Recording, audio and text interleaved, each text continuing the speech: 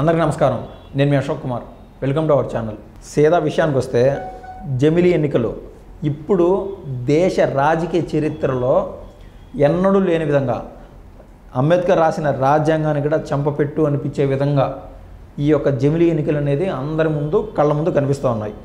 అయితే అది మంచి చేస్తుందా చెడ్డ చేస్తుందా అనేది విభిన్న వాదనలు, వింత వాదనలు.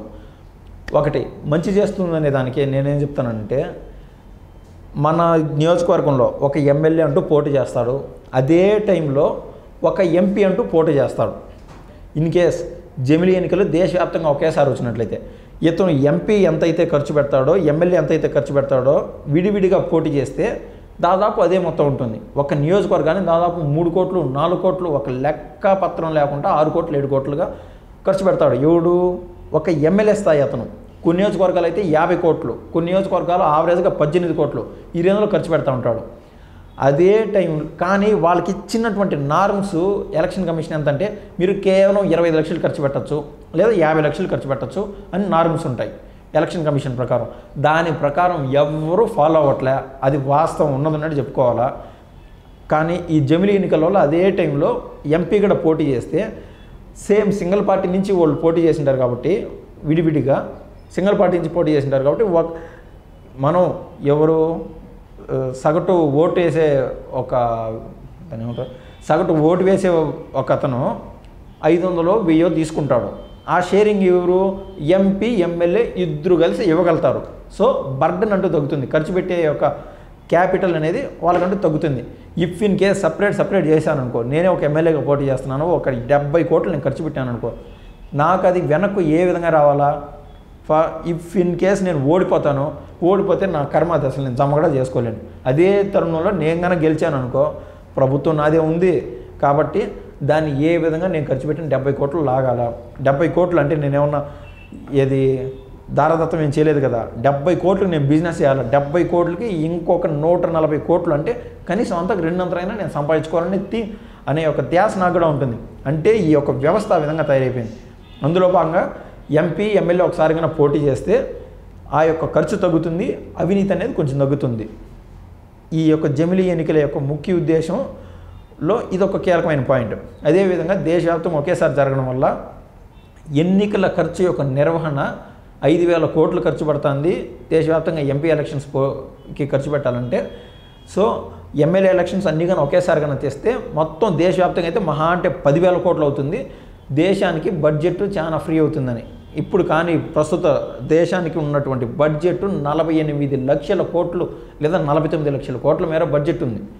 ఏ యాంగిల్లో చూసాం ఈ 10,000 కోట్లు అనేది ఆ యొక్క జమే కాదు, విడివిడిగా ఉంటే బాగుండనేది, ఎలక్షన్స్ బాగుండేది అనేవాళ్ళు కొంతమంది, ఒకేసారి జమిలీ ఎన్నికలు వస్తే బాగుండనే వాళ్ళు కొంతమంది. ఫర్ ఎగ్జాంపుల్ మన చంద్రబాబు నాయుడు అన్నీ ఒక క్యాలిక్యులేషన్ వేసి ఆయన ఏం చెప్తున్నాడు, జమిలీ ఎన్నికలు ఈరోజు ఆమోదం అయినా కూడా ఈ ఎలక్షన్స్ 2029 వరకు అంటూ రావు అయినా స్పష్టమైన అవగాహనతో ఉన్నాడు. అదే తరుణంలో దేశంలో ఎంతోమంది ప్రతిపక్ష నాయకులు, జగన్మోహన్ రెడ్డి లాంటి వారు ఇంకా 2 నెలలకు జమిలీ ఎలక్షన్స్ వచ్చేస్తున్నాయి, 3 ఏళ్ళకి వచ్చేస్తున్నాయి, కార్యకర్తలందరూ సిద్ధం కావాలని చెప్పి కార్యకర్తలు ఒక కన్ఫ్యూషన్ రేపుతున్నారు. ఎందుకంటే వాళ్ళని యాక్టివ్ చేస్తే తర్వాత 5 ఏళ్ళకి ఎలక్షన్స్ వచ్చాయని ఆ యొక్క స్పీడ్ అందుకోవడానికి ఈ యొక్క కార్యకర్తల్ని మోటివేట్ చేస్తూ ఉన్నారు. సో రకరకాల మంది రకరకాల ఆలోచనలు. దానికి సంబంధించిన ఇప్పుడు ఏదైతే కీలకమైన అప్డేట్ ఉందో, ఈరోజు రేపు ఆమోదం అయిపోతుంది, దగ్గరలో జమిలీ ఎలక్షన్స్కి ఒక ఫైనల్ డిసిషన్ అయిపోతుంది అని చెప్తున్నారు. కానీ కేంద్రం అనేది జమిలీ ఎలక్షన్స్కి దాదాపు 70% స్పీడ్లో ఉన్నింది.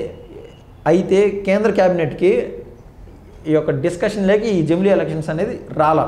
అదొక ఆశ్చర్యార్థకంగా ఉంది. దానికి సంబంధించిన వార్త ఈనాడులో కీలకంగా వేశారు. అదేందో ఒకసారి చూద్దాం. జమిలీ ఎన్నికల బిల్లును లోక్సభలో సోమవారం ప్రవేశపెట్టాలని తొలుత నిర్ణయించింది కేంద్ర ప్రభుత్వం. ప్రస్తుతానికి వెనక్కి తగ్గింది. సభలో సోమవారం చేపట్టబోయే కార్యకలాపాల గురించి లోక్సభ సచివాలయం తాజాగా విడుదల చేసిన జాబితాలో జమిలీ ఎన్నికలకు సంబంధించిన రాజ్యాంగం బిల్లు, కేంద్రపాలిత చట్టాల సవరణ బిల్లు లేవు. ముందుగా ఆర్థిక కార్యకలాపాల బిల్లుల కోసం అనుబంధ డిమాండ్కు ఆమోద ముద్ర వేయించుకొని ఆ పైన జమిలీ బిల్లును సభలో ప్రవేశపెట్టాలని కేంద్రం యోచిస్తున్నట్లు సంబంధిత వర్గాలు వెల్లడించినాయి. అయితే ప్రస్తుతానికి జాబితాలు లేనప్పటికీ స్పీకర్ అనుమతితో సోమవారం వాటిని ప్రభుత్వం దిగువ సభలో ప్రవేశపెట్టేందుకు కూడా అవకాశాలు ఉన్నాయన్నట్టు పార్లమెంట్ శీతాకాల సమావేశాలు ఈ నెల 20తో ముగినున్న సంగతి గమనార్హం. అయితే ఇక్కడ ఏం చెప్తున్నారంటే లోక్సభలో సంపూర్ణమైన మెజారిటీ బీజేపీకి ఉంది, ఆ యొక్క ఎన్డీఏ కూటమికి ఉంది. అయితే రాజ్యసభలో దాదాపు 119, 120 మంది రాజ్యసభ సభ్యులు రీసెంట్గా రిజైన్ చేసి మళ్ళీ ఎన్డీఏతో పాటు బీజేపీలో జాయిన్ అయిన వాళ్ళు మరికొద్దిమంది. అయితే 2/3 ఆఫ్ ద మెజారిటీ కావాల్సింది. ఏది ఏ బిల్ అయినా పాస్ కావాలంటే లోక్సభలోను రాజ్యసభలోను 2/3 ఆఫ్ ద మెజారిటీ కావాల్సింది. పూర్వం ఎన్డీఏ కూటమి ప్రభుత్వంలో ఉన్నప్పుడు ఏ విధంగా అయితే ప్రతి బిల్లును పాస్ చేయించుకోగలిగినారో రాజ్యసభలో కూడా ఈ దఫా కూడా ఈ యొక్క జమిలీ ఎన్నికలకు సంబంధించిన బిల్లును అదేవిధంగా పాస్ చేయించుకోగలుగుతారు అనేది మనకు స్పష్టంగా అర్థమవుతుంది. కానీ ఇది జమిలీ ఎన్నికలు అంటే దేశవ్యాప్తంగా ఇంతమంది జనం ఇన్ని పార్టీలు ఇన్వాల్వ్ అయినందున కొంతమంది ఇప్పటికిప్పుడు సిద్ధంగా ఉండరు. ఎందుకంటే కొంతమంది బూచిగా చూపిస్తున్నారు కదా, ట్యాంపరింగ్ అయినాయి ఈవీఎంలు అన్నట్లు. ఇఫ్ ఇన్ కేస్ జమిలీ ఎన్నికలు వచ్చి పొరపాటున మళ్ళీ కానీ వీళ్ళు గెలిచారనుకో, ఆ యొక్క వాళ్ళు ఏదైతే వాదన వినిపిస్తున్నారో ఈవీఎంలో ట్యాంపరింగ్ అని, అది వాళ్ళు చెప్పింది నిజమవుతుంది. అందుకు ఇట్లా రకరకాల వాదనలు, ఎలక్షన్స్ వస్తే బాగుండు అనుకునే వాళ్ళు కొంతమంది. ఈ యొక్క కన్ఫ్యూజ్డ్ స్టేజ్లో ఈ యొక్క జమిలీ ఎన్నికలుకి సంబంధించిన నిర్ణయాన్ని కేంద్ర ప్రభుత్వం ఏ విధంగా ముందుకు తీసుకెళ్తుందో మనమైతే వేచి చూడాల్సి ఉంటుంది. ఇది ఇవాళ ముఖ్యమైన విషయం. మరో విషయంతో మరోసారి మేము ముందుకు వస్తాను. ధన్యవాదాలు.